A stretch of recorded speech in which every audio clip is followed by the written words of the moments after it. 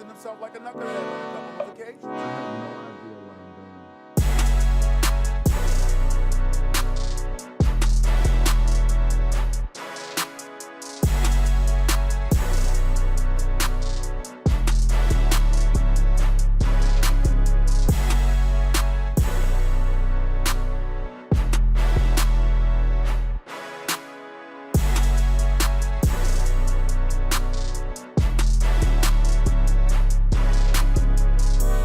Welcome back to the Chase Brewster Show. I am your host, Chase Brewster. Today we have a very, very special guest for the finale of season 2. Someone who has changed millions of lives without ever meeting them through social media and in person, as well as his true profession of being a basketball coach. Someone who you can see organically is trying to be a part of change, which is the main reason we started this podcast and one of the main reasons we're so excited to have him on the finale of season 2. And one of the most genuine people I've ever met in person, who is generous enough to give me his time 2 summers ago. I'm sure he doesn't remember, as he meets thousands of people a day or a month, but we'll get to that in a little bit. This episode's guest is ELAC head coach and Last Chance U Zone, Coach John Mosley Jr. How you doing, Coach? Doing good, man. It's just, it doesn't change. It's the same. You know, I think everybody expects different or more. I'm doing the same, man. We here grinding, trying to get these young men scholarships and coaching them up. And, you know, I don't think I'm running up walls as much, but yeah, I'm still grinding. You know, 2 summers ago, there's no way you'll remember, but I'll tell you, your son was playing at Lake Point, I believe, in Atlanta. And we were staying at the same hotel in Kennesaw at the Embassy Suites. Ran into the embassy downstairs, I remember. Yeah, I ran into you. And I wanted to be very, very, very cautious of your time and just said, hey, I'm a big fan and really appreciate what you're doing.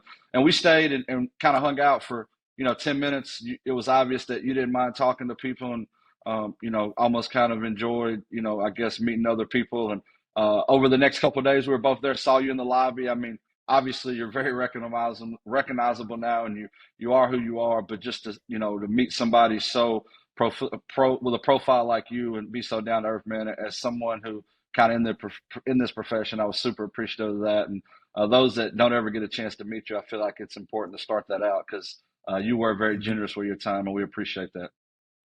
Awesome, yeah. Well, it's I tell a lot of people, man. I mean, a lot of us are doing the same thing, but I just got chosen to be on television, and it was kind of like a cold call. So I get this opportunity to be on this platform, but I'm just like anybody else that's out there, impacting in a coaching way. I mean, they just were able to see a little bit of my personality, and I guess it kind of resonated with others. But I'm no different than anybody else, man, that's out there doing, trying to mentor these young people and trying to inspire, young people. And there's thousands and thousands that are doing it and not getting recognition for it. Well, fortunately for you, every group and every profession and every whatever needs a leader. And right now you're carrying the flag for people that really care about people, especially coaches. And we started this podcast to be about change. If I knew how to change the world, I wouldn't have a podcast. I'd be, have my own TV show or something. But the hashtag of the show is change, inspire, motivate. That's what we want to do. I think I got the best group of friends, and the last 22 episodes, we just kind of hit record on normal conversations, and we've had fantastic views and listeners for a guy that's got no idea what he's doing. I don't look the part, I don't sound the part, but we've been able to, I think if one person can get something from an episode, it's been a great experience. So I appreciate having you on, and man, just kind of want to dive into that, and wasn't going to start here, but you kind of brought it up. So now I'm intrigued to ask right away. Tell me how you did get on the Netflix show. Tell me how that process was. Was it something you guys were looking for? No, they just cold called us, man, and just I think they were fishing a little bit, and there were some others that said no. I think they wanted to move to basketball. I think a lot of it comes from the executives or whoever makes the decision to to buy these shows. I guess there's some algorithm or something, I don't know, which they say, okay, let's take a look at the sport. Let's take a look at what's going to be viewed. Let's take what's going to give great viewership. And based on that, they get, I guess the Last Chance U franchise or whatever, they get funding to record us. And and they were fishing. And I think they moved on from football and said, I think we should do another sport. And I think they just were cold calling, and they reached out to me, and I was like, there's no way I'm doing that. I'm done. I'm past my 20s where I need all of the, Yeah. the lights and the cameras and all of that stuff. And I was just about helping people. I'm living this life. I got a young family, and I'm like, you know what? I really don't need that. That's just an added headache. And there was, I did two people in particular, one of my, a buddy of mine who's a coach, and then my pastor. Everybody else said, dude, you better not do it. You're going to get fired. Like, what are you doing? Like, don't even mess with it. You're going to get fired. And I initially was like, yeah, I'm probably not going to do that. I will get fired. I'll do something. I'll screw something up. And they'll catch me on camera, saying the wrong thing. Well, ultimately, a buddy of mine and my pastor kind of shared the same sentiment. It was like, you know what? That's who you are, and being able to display how you impacted lives and young people.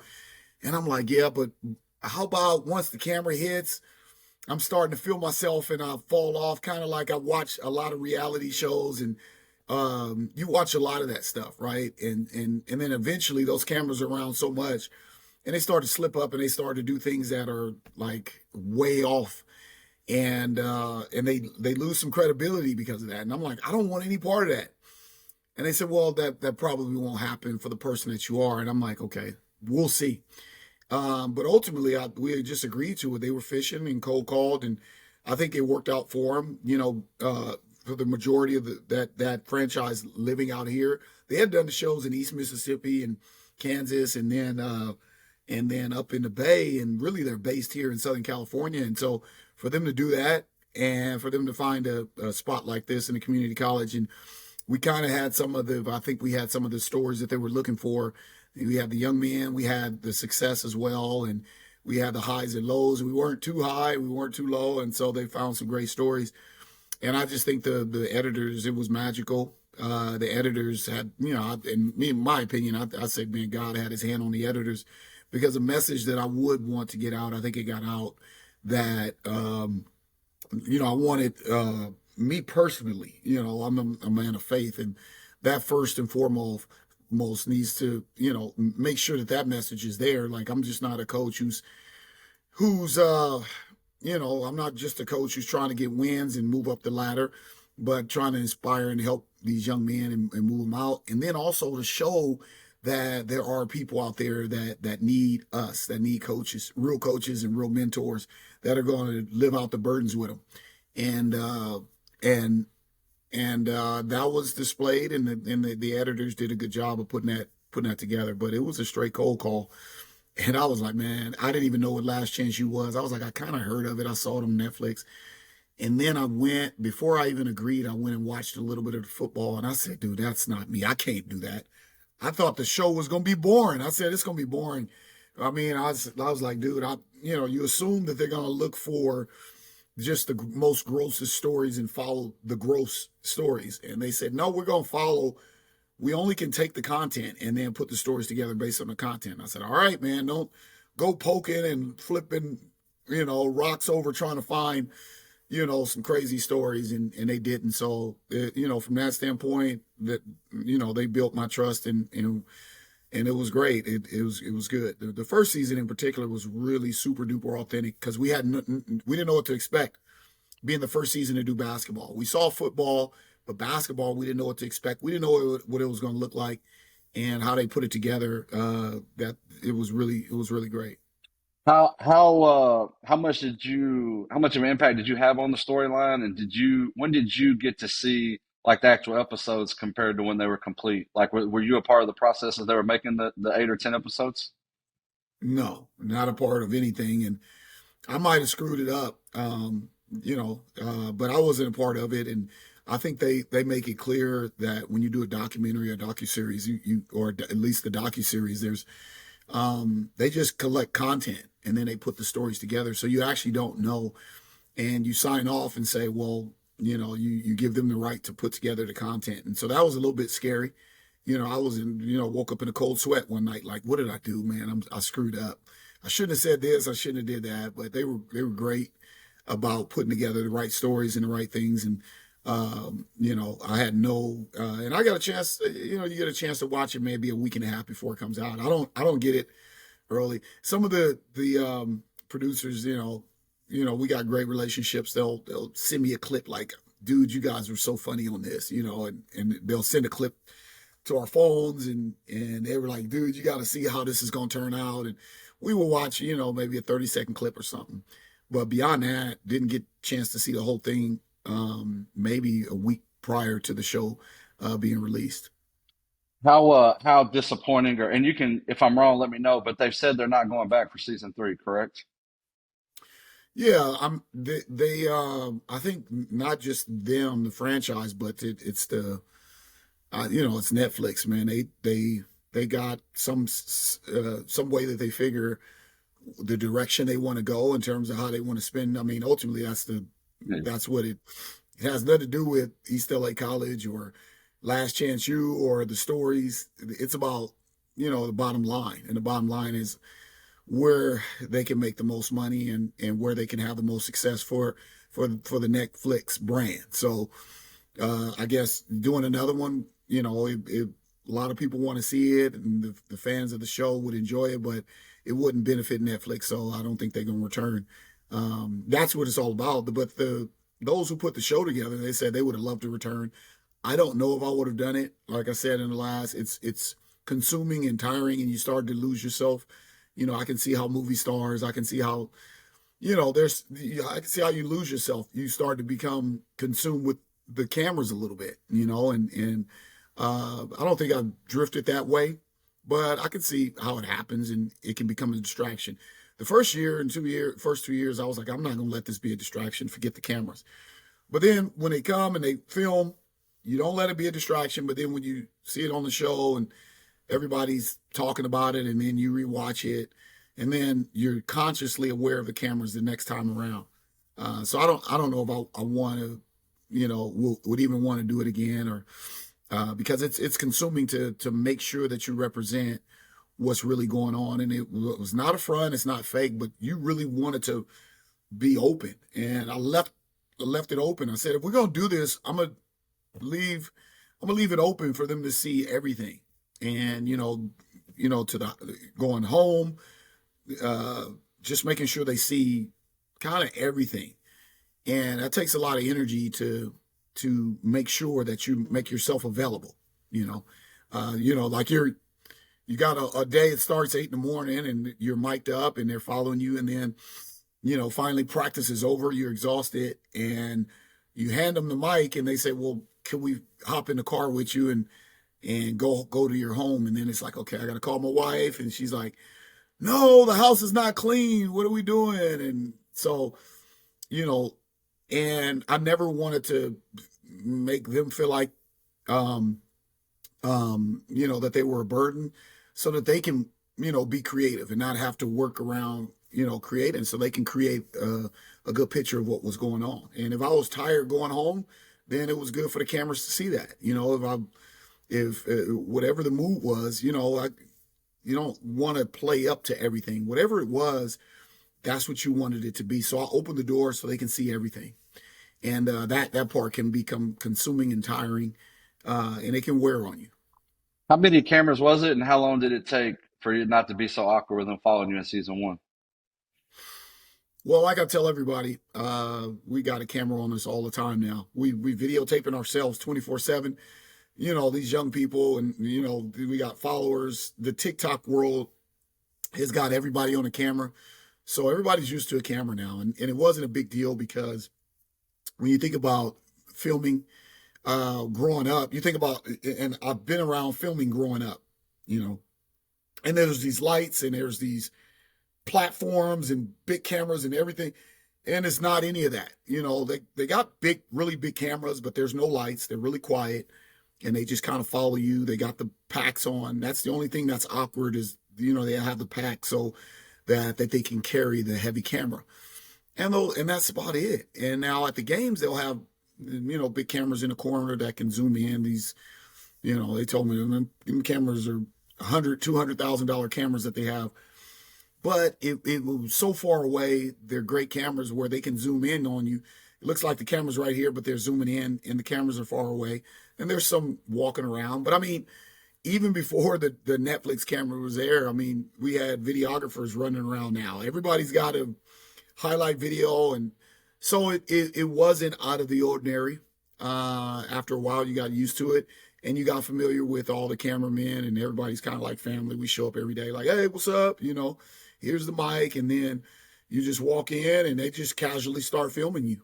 So it's not that big of a deal once you get I think the biggest thing is just to be yourself, and to be natural. And if you try to play up to it, then it even makes the camera people uncomfortable.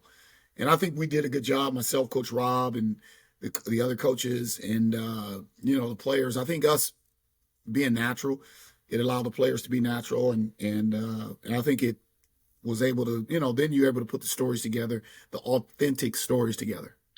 Was there anything looking back you regretted or kind of embarrassed to say in a moment or something you would, that at the time it didn't feel that way, but when you watch it back, it didn't appear, you would have done something different if you knew how it was going to turn out?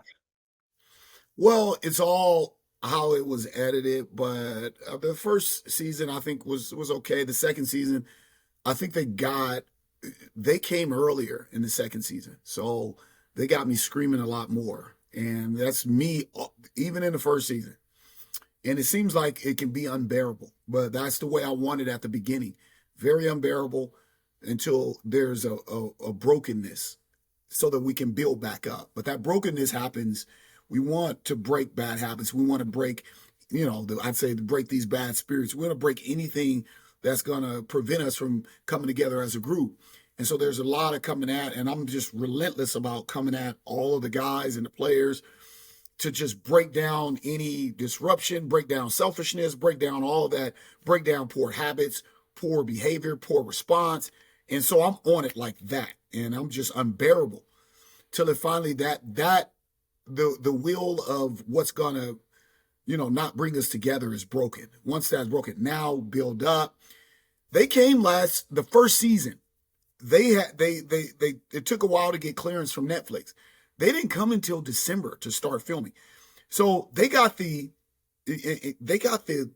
tail end when the team was kind of together, when we knew all of the personalities. I even told them, I said, yeah, that's probably somebody you want to follow. You want to follow Deshaun and Joe and these stories and what has happened. And I pretty much had control of kind of the team and the togetherness, and we had got it together. Well, and all of those guys on that first season, I had been around for, they're coming, they're returners, second year. We got a chance to build something.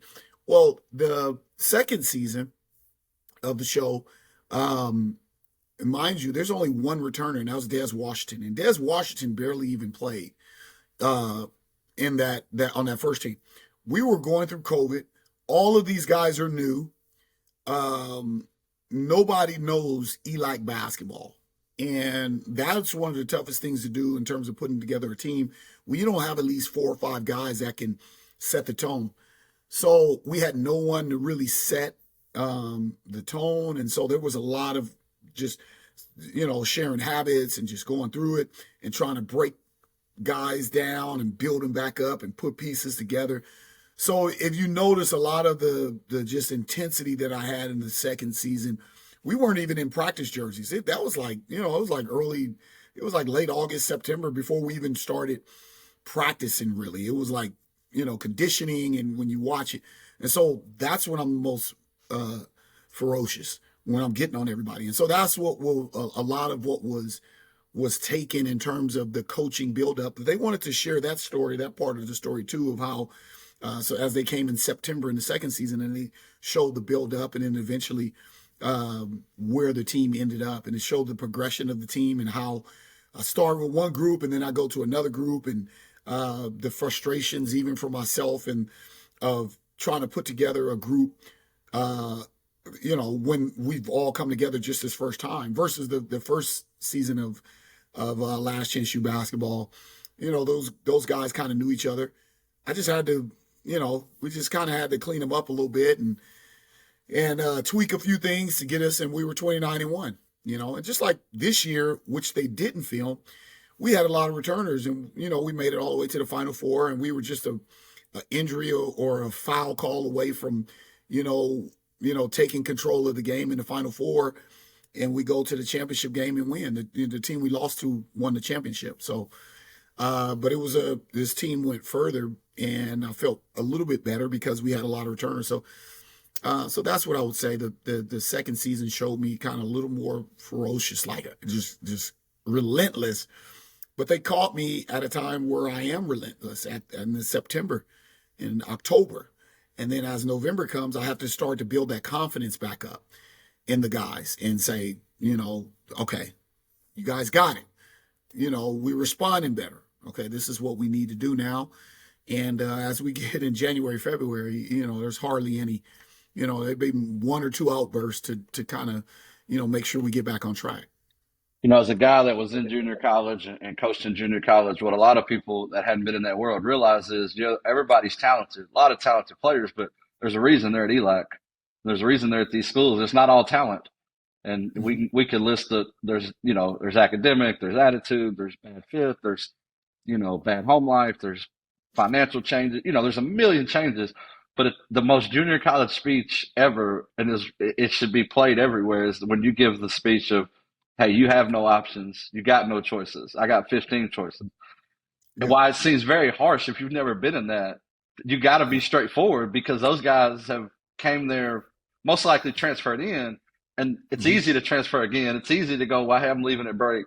And here you are going, trying to lay down the law. So the language you use compared to some of the other guys, it saved you a little bit, to get the realness or the genuineness across. But that was like the most JUCO speech ever. Looking someone in the face and go, hey, you ain't got no choice. And I think they respect you for that in the long run. Yeah, and he's a great kid who I was talking to, Demetrius. I know they put that story together as if he was hard to deal with, and he was, but all of them are. Yeah. But he was just a little bit more outward with, I'm gonna do it this way, and that's fine. But you don't have a choice. Like, I'm trying to put this team together, and I'm telling you, this is what you have to do to be successful in play. It's like you have no other choice. And he was a Division I transfer, and I said, this is it. You have no choice. Like, I got so many choices, and our team is pretty good, and I have enough choices. And California Junior College, it's not the national junior college. You got to make sure you keep all of those high-level players. So Demetrius is a high-level player. But I still had a choice. California Junior College isn't as strong.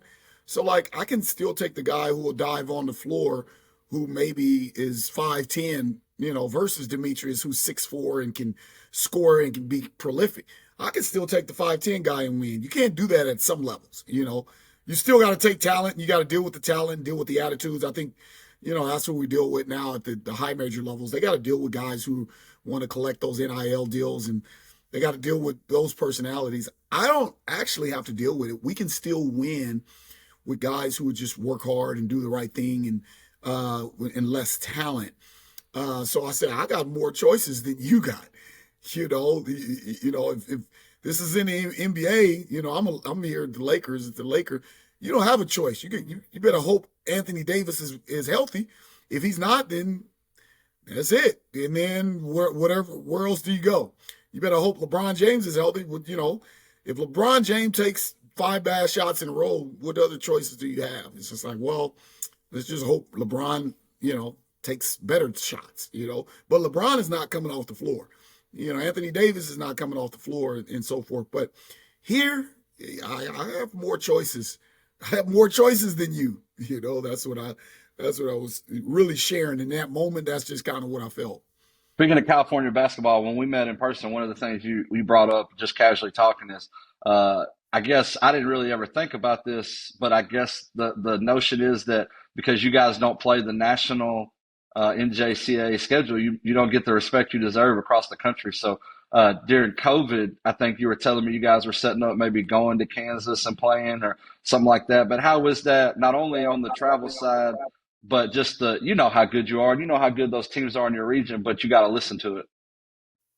Well, I think the top teams here, and I think the top teams here, we had a team, I think San Bernardino, they went out and they played, and I think one of the tournaments in Salt Lake, it's a great tournament. They went out and won maybe three out of four games against the national, some high level teams, and they were in the Elite Eight. They were they went to the state championships as well. San Bernardino. We feel like we could compete with some of the top teams. If we were, I would say the top 5 teams in California could possibly be in the top 15, top 20 if they were to NJCAA.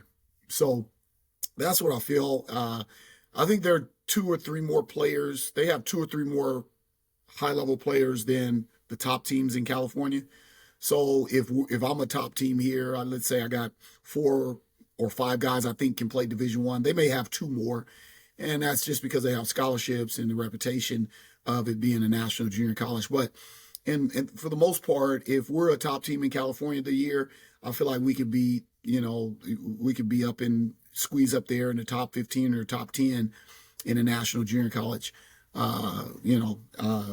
ranks. And I believe the national junior colleges, they feel the same. They're like, no, I mean, we got 101 teams out here, but I would say, 15 of us can compete with the top 20 teams, but there's not too many because we don't have scholarships, and a lot of our coaches in California are not full-time coaches. They're part-time coaches. The majority are part-time coaches, and they get classes. And so it's a stipend-based position here in the California Community College. I'm fortunate enough that I was a stipend guy and for like 5 years. And then finally I got a position here as a full-time tenure, which I'm able to have some more stability and, put together a better team. But a lot of the coaches are part-time. But yeah, to hear that, I was going to go. And, because we did a little fundraising and a lot of people liked our story and they donated to our program, I was setting up to go. And unfortunately, politics got in the way. So it's very unfortunate for the kids. And just politics got in the way. And we're so innocently wanted to go play in Kansas. We couldn't travel because we can't spend the state money or even money that we fundraise through the school in like 22 states, because of the state law of whatever. If a certain state doesn't support, whatever agendas that California has, then we cannot spend money. We can't travel and spend the state's money there. So that was very disappointing that politics got involved in something so innocent. Just to travel and play and be able to see that. And even that was going to happen with Netflix. They were going to travel with us, but we couldn't travel outside of the state and spend the state's money. And I couldn't afford to pay for it. So I could have paid for it myself, but I couldn't even get reimbursed with our fundraise money because the fundraise money is in an account here at the school.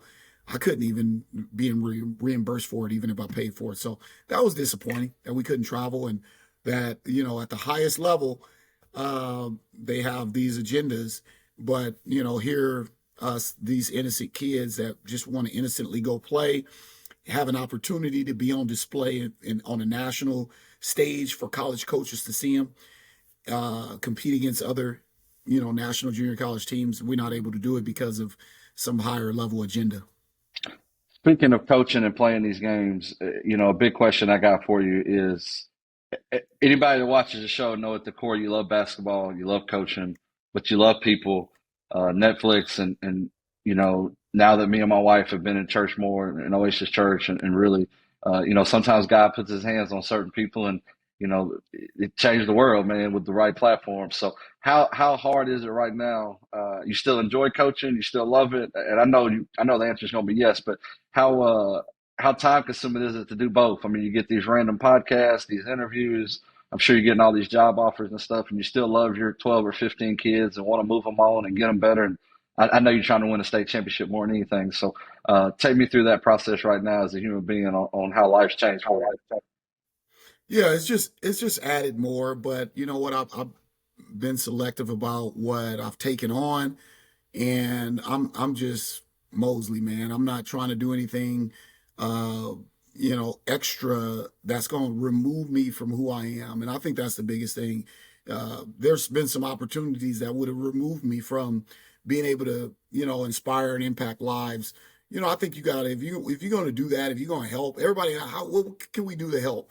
You know what you could do? You can stop, pause, and look somebody in the eye, or really spend that genuine time in effort to support or help that person. Not necessarily, sometimes it may not be with that person, but spending time, pausing and spending time and effort, and in most cases, it won't bring in any income.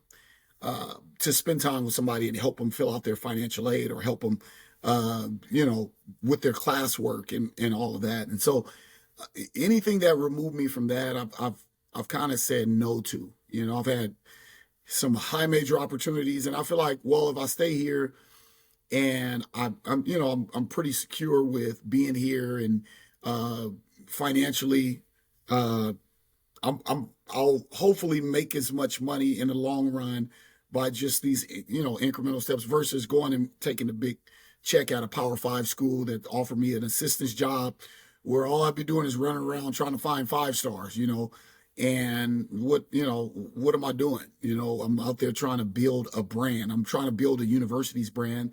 But here at the community college, I can pour into lives, and I think God called me to minister and plant seeds. Anything I've done, I came back from the missions trip, and I had no idea what I wanted to do. I just knew I just had an inkling or a desire to kind of help people. And then all of a sudden, if basketball falls into my lap, as I had no idea I was going to coach. I just asked my head coach, my former coach, hey, I got one class to finish. Can you help me pay for it? He said, yeah, sure. Come sit on the bench with me and just be an assistant. That way I can justify helping you finish your degree. And so I do that, and I find myself engaged, and it's back to team bonding, and I'm involved with that and helping guys individually. I see them come to me and, coach, man, I don't know if I can deal with head coach. And so I helped talk them through it. And then eventually I realized that I liked, number one, I still like competing, and I can compete as a coach. That was something that was big. And I learned the nuances of basketball on the other side. I really didn't have I love competing.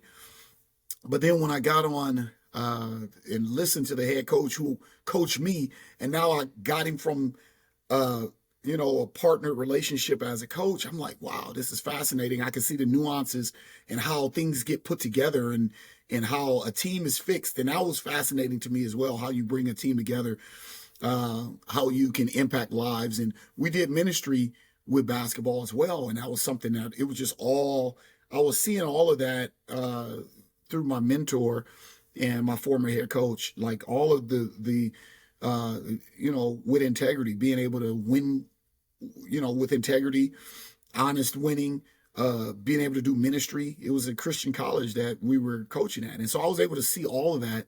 And I was like, man, that's something I would love to do. But hey, man, these public entities, how can you do that there? And it was just been pressed on me to do that. This is the level I can do it best at, because it's the level where not so many people care, about your success or the kids. So they kind of leave you alone in the sense where I can spend one-on-one time. They don't, it's not a big deal if we win or lose here in California. It's not many, these institutions really care. It's community college. It's almost like trade schools, it's like they really could care less. I think the biggest thing is transferring. And so they support us because we're transferring guys, but it's not like they're going to say, oh man, we're great, glad you won, and let's get the whole school out to support you. But for the most part, man, I like this. And unless God calls me outside of it, and I could do the same thing at a higher level, then I'll do it. But in most cases, it would be tough to really inspire and impact lives, because I know myself, I'd be so consumed with winning so that I don't lose my job. Or, I've been invited to speak and travel around the world and do that. And I'll speak occasionally. But I cannot go on these tours that, they say, man, you could make tons of money. Can't go on these tours because I'll lose myself. It's not me. It's not me I want to coach and individually get somebody in here and meet with them and work out through that. And yeah, I'll lose a ton of money, but in the long run, I think I'll gain a lot of money from that, but I'll kind of lose myself, and I'll be miserable again because it'll be just about me, and it's not about me; it's about others. Speaking of losing yourself, you're a Washington prep star out of high school, end up at ELAC. You're an alumni. You know the process of going there. You know the process of being a player turned coach for a coach who you loved and respected. Take me through what it's been like to not only live out the transition that you're now helping kids with daily, but also to be alumni of a school and to see what, the Last Chance U documentary and the winning you've brought to the program has kind of done as an alumni. It's got to mean a little bit more to you as a guy who has this been a part of you since you were 18 years old? Yeah, well, you know what?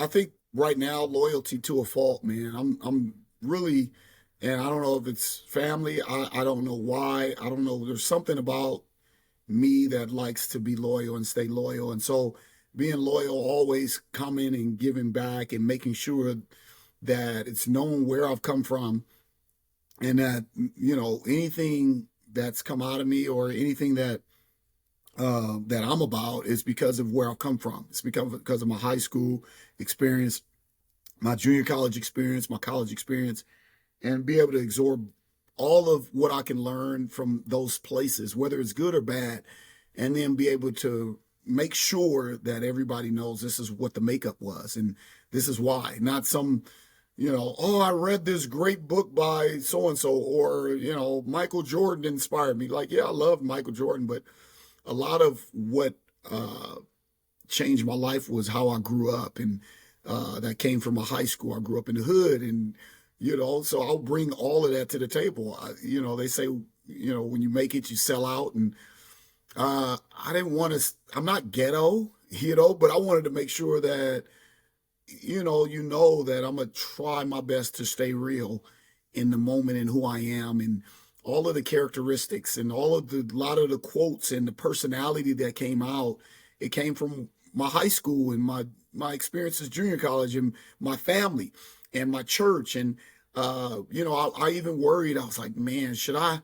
They asked me, hey, let's go to we want to come to your church. And I was thinking, like, shoot, man, I should maybe go to this big church and let them see me praising him. And I said, man, I was ashamed of myself because I was like, no, my church. I said, it's a small church. It's probably about 50 of us in there. And, and by just staying real with who you are, I think it just resonated better. And it was a better story because we've become so fake, man. And Instagram and TikTok has made us fake, and everybody can be something that they're not. We got filters for everything. Everybody is filtered, man. Every time you see something, it's just a filter. And, to be unfiltered, it felt like I was going to be embarrassed, but ultimately it gave a better message. I was loyal to my church. I'm like, nah, man, I'm going to my church. This is where I grew up. It's a small storefront church. Not many people in there. We don't have all these great programs. We got this giant, huge youth service. We got a adult service. We got this mass choir. Well, we didn't have all that, man. We just in there worshiping and serving God innocently, trying to be above reproach. And that's the way the world is. That's my world. And so I try to stay loyal to that. Same's here. Try to stay loyal to what it looks like here. You worry like, man, should we fix it up before the cameras come? And I'm like, you know what, man? Spend all my energy fixing it up. It's not going to even matter. My wife was ticked off. She was like, because we got a nice house in, that we were renting out, but we're staying in this rental temporarily. And she's like, oh my gosh, we're staying in this little small house and the cameras are coming. This is embarrassing. Let's go back and move. I'm like, no, our house is like, a half an hour further away up north. I'm like, man, I'm not doing that. We got a nice 5-bedroom and it's a nice, nicer area. And but I was like, well, we're staying here for now. We're renting, and it's a small house temporarily just for our little transition time. And she was embarrassed about that. And I'm like, well, this is what it is. Whatever. I don't know what to tell you. And so there you go. It's I think just staying loyal to the church, to schools and just where you come from was important. And that's why I can't go and do anything else that's going to remove that authenticity, because I'll get miserable. I'll make money, but I'll be miserable. Well, Coach, I had a ton more questions to ask you, but I think it's important for everybody to know that the most famous junior college basketball coach in the country still teaches a class. So we want to be very Yeah. conscious of your time so these nice kids can get an education. And I wanted to say, I mean, your son had a outstanding year this year. I believe was named Player of the Mhm. Year. So want to definitely praise him because I know it's not easy being in that spotlight or probably you know how those crazy dads are on the way home from games. So I know you probably had Yeah. a hard on. Where is he going to play at ELAC or where's he going to go? No, he just committed to Cal Poly San Luis Obispo. Oh So wow. they're in the Big West Conference. So he's going to go there, and great student, 4.3, and that's, he's going to go in engineering. So that was something that was, yeah, I was in the midst of that, man, trying to guide my kids and all that, man. I don't have time for anything else but what's real. So, yeah, so we're proud of that. He just committed, and like literally last week, that's where he's going. So I'm excited about that, and I still got two more to get out the door, and then me and my wife. Then you might see me take off, man. When these kids get out the door, I get them to college. Now I might take another job somewhere because I won't have to worry about them as much, in terms of high school. We end every show with what I call 5 moments of truth. You can answer these as long or as short as you want. Question one: give me the best advice you've ever received, and from who? Uh, you know what? I'll give you kind of two. One is my buddy's dad told me, and he passed away. My buddy, I think he's working for the Nuggets now. I started coaching, and he said, whispered in my ear, and they made reference on the show, rules without relationship equals rebellion. And so I kind of always remember that. Always rules without, I got to make sure I have a relationship before I can speak into anybody's or help anybody, is having a relationship with them. And then, ironically, my mentor was mentored by John Wooden. I got a chance to spend time with John Wooden. And I always remember he said, we sitting there eating, John Wooden said, for every high, there is a low. He said, uh, every high, there is a low. So just remember, when things are going great, then there's some lows coming. When things are down, there's some highs coming. So stay right there in the middle. The question two: give me your biggest mentor. Well, I would say I got to go with the Word of God, man. I would take that. There's some people, a lot of people that's have spoken into my life from a basketball standpoint. My college coach, he passed away, Bill Oates. There's Mike Miller. There's my dad being number one, and he's passed away as well. But ultimately, man, the source that I'm gonna listen to, number one source is God. Question three: give me the best up and coming coach in your sport. The best up and coming coach. Shoot, man. There's a lot, man. There's a lot of guys that are up and coming. That's a hard question, man. I don't know. We run. Rob, we gotta That's a give good Rob, we question. gotta give Rob a shout I out. got Rob. Well, Rob is, see, the thing about it is Rob is not up and coming. Rob was successful before he came to ELAC. Coach Hunter is successful. I mean, they've already been successful, so I can't say they're up and coming. They've Yeah, already yeah. come. They've already come, and they've already been up and coming. When you say up and coming, I think of who's some young guys who have done something and they're on their way.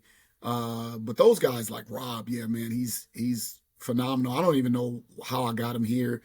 And he's working it out down there at Maricopa College. He's going to do great down there. And Coach Hunter, and just so to me, they weren't up and coming Yeah, because yeah. I've known them for a while, and they've been coaching for years and years to come. But yeah, so that's a hard question, man, because there's tons of guys I know. I don't want to offend anybody. Yeah, all you young guys listening, we tried to get Coach to stamp one of you guys, but he wouldn't answer. So, uh, Okay, everybody's, yeah. I mean, you know what? I've lived the coach's life, and I'm still living it out. And I already know, man, whether you win or lose, what you pouring into it and what your convictions are. Um, you know, sometimes it doesn't have to be about coaching. There's some experiences. You got to have good administration. You got to have good players. There's so many variables that go into it that you can't just pinpoint and say he's a good or bad coach because because of wins or losses. Same thing with a lot of wins. You can win a lot of games. It's like, well, he inherited somebody else's team and all that, you know. Or treats the kids awful off the field, off the Yes. court. Yeah, yeah. Yes. Question 4, give me your personal or professional goals for 2023. It's just to get, you know, it's just to continue to build my faith. You get so consumed with life that you lose sight of that. And every day I'd say, man, I need to make sure I draw back to my strength. And then also, you know, making sure my family is well-being is good. We get so busy, we get so consumed that our family starts to, I'm consciously aware that our family is, I'm becoming too busy. And I need to make sure I continue to keep the family in order. That's first. I need to make sure, because if I can't maintain that, then how can I maintain anything outside of my home if I can't maintain that? So that's important to me. Professionally, just continue to do what we're doing and maybe build this brand a little bit more and help these young men out. I'm concerned every year because I was like, man, how am I going to get these kids out? How am I going? So that conviction is in me every year. Because if they're not moving on and successful, then I'm not successful. That's the way I'll take it. Last question. It's open-ended. You answer however you want. We started this whole thing to be a part of change. Anybody listening, if they just get to the last part, this is all they hear. I know change is very important to you. Tell anybody listening how we can make this world a better place. It's not about you. It's not about you. You got to be selfless. And then that's where it'll start, because if you look into those hearts of others and not yourself, serving can change a lot, man. But if we're even serving so that we can get recognition, then it's not going to work out.